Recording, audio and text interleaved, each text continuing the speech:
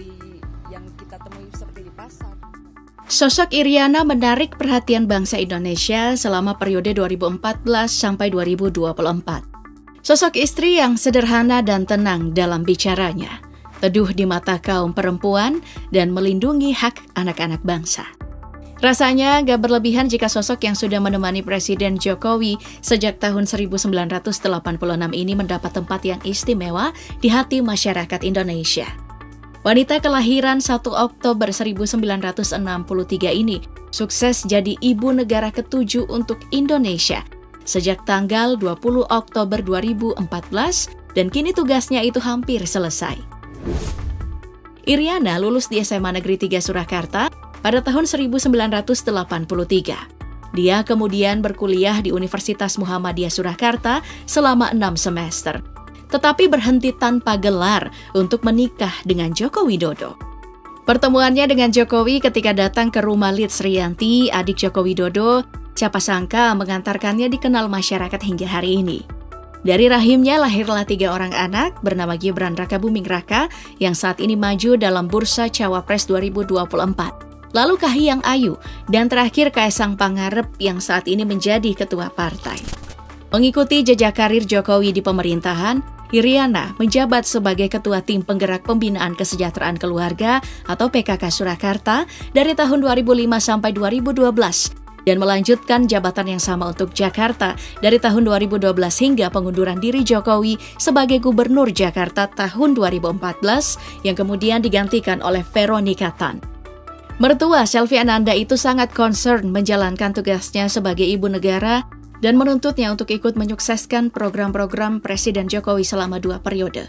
Salah satu program yang dicanangkan sang suami misalnya di bidang kebudayaan, di mana di awal kepemimpinannya Presiden Jokowi dan wakilnya Yusuf Kala berhasil merealisasikan Undang-Undang Nomor 5 Tahun 2017 tentang pemajuan kebudayaan.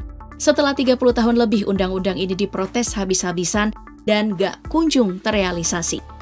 Hingga saat ini, beragam kebudayaan Indonesia sering ditampilkan dalam acara-acara besar yang dihadiri oleh perwakilan dari berbagai negara. Salah satunya dalam KTT ASEAN yang dihelat beberapa waktu lalu. Sedangkan untuk kaum perempuan Indonesia, Iriana juga kerap menyuarakannya di mimbar-mimbar nasional. Tentu, hal ini juga sesuai dengan fokus kepemimpinan Presiden Jokowi di awal menjabat. Presiden Jokowi menyuarakan pentingnya bagi perempuan untuk menjadi sosok pendidik bagi anak-anaknya untuk memperbaiki mentalitas bangsa hingga roda perekonomian yang terus berjalan di tengah perempuan. Sementara itu, Iriana sangat berbangga saat perempuan berjuang dan melindungi anak-anak dan keluarga. Ini disampaikan beliau pada puncak peringatan Hari Ibu ke-93. Perempuan Indonesia harus menjadi perempuan yang berdaya. Wanita berusia 60 tahun ini sangat peduli dengan pendidikan. Iriana juga beberapa waktu lalu menghadiri acara apresiasi Bunda PAUD nasional. Dirinya berharap agar seluruh Bunda PAUD bisa memahami permasalahan PAUD di daerah masing-masing. Tentu ini untuk menyokong program Jokowi di bidang pendidikan. Iriana juga menyampaikan pesan untuk para pelajar saat kunjungan kerja ke Surabaya. Dirinya berpesan agar pelajar di Surabaya menghindari narkoba dan menjaga lingkungan. Meski begitu, angka pengguna narkoba saat ini mencapai 3,6 juta jiwa atau 1,95%. Dan lapas mengalami overkapasitas, membuat Presiden Jokowi harus bertindak cepat. Untuk semua kinerjanya itu, Iriana mendapatkan penghargaan Bintang Republik Indonesia Adi Pradana 2023. Bintang ini diberikan untuk menghargai mereka yang secara luar biasa menjaga keutuhan maupun berjasa besar kepada negara kesatuan Republik Indonesia. Iriana sukses menjadi sosok ke-53 yang menerima penghargaan ini, termasuk juga Hasri Ainun istri Presiden B.J. Habibie dan Kristiani Herawati istri Presiden Susilo Bambang Yudhoyono atau SBY. Sementara itu, sosok yang tengah berjuang lantaran pencalonan suami sebagai calon presiden 2024, Siti Atikoh, tampak lebih ceria dan ekspresif. Jauh lebih muda dari Ibu Iriana.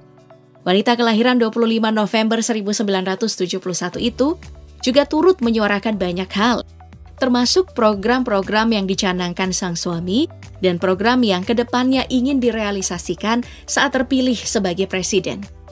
Jika Iriana memilih untuk tidak menyelesaikan pendidikannya di bangku kuliah, Sosok istri Ganjar Pranowo ini justru begitu giat mengejar pendidikan hingga menyelesaikan pendidikan magisternya. Sebelumnya, ia adalah lulusan Universitas Gadjah Mada, satu alma mater dengan suaminya Ganjar Pranowo. Dirinya berhasil meraih gelar sarjana di bidang teknologi pertanian. Sedangkan gelar magisternya diraih dari Tokyo University di bidang kebijakan publik.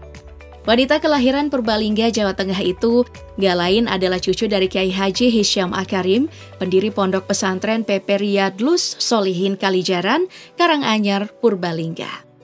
Pada tahun 1990 sampai 1997, ia menempuh pendidikan di Fakultas Teknologi Pertanian Universitas Gadjah Mada, Yogyakarta.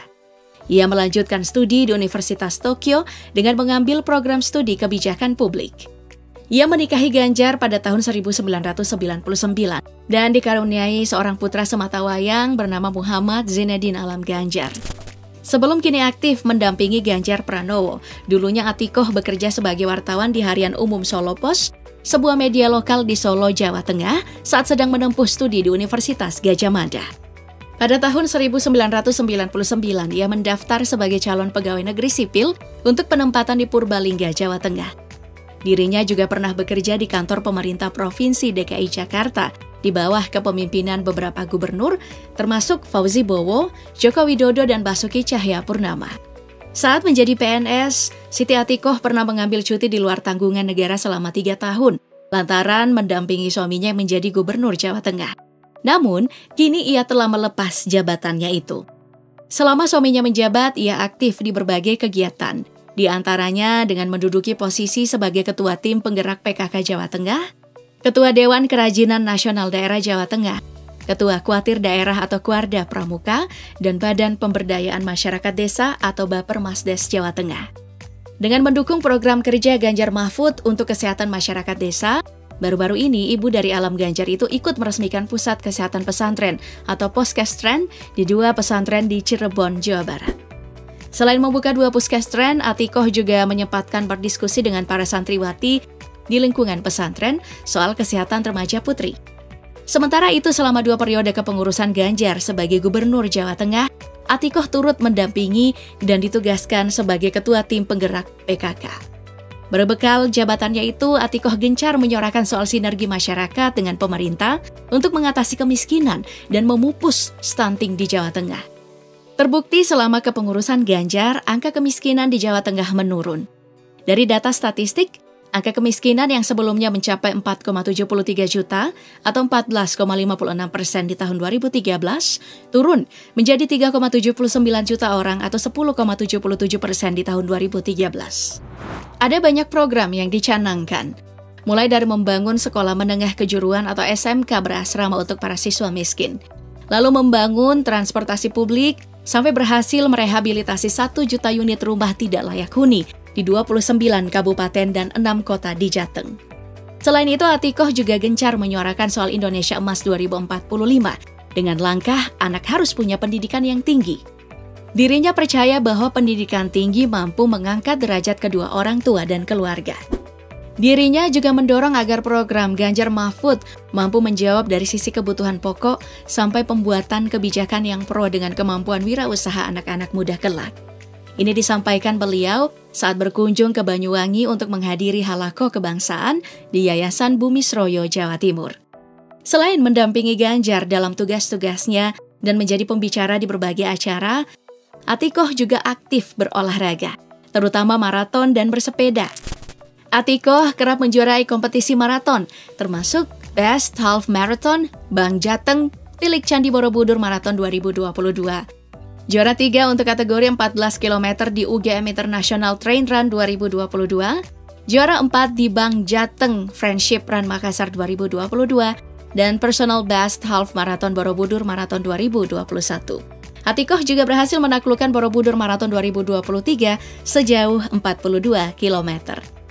Prestasinya dalam maraton bahkan membuat ia diundang langsung oleh Duta Besar Indonesia untuk Jepang, Heri Ahmadi, untuk mengikuti Tokyo Marathon 2023.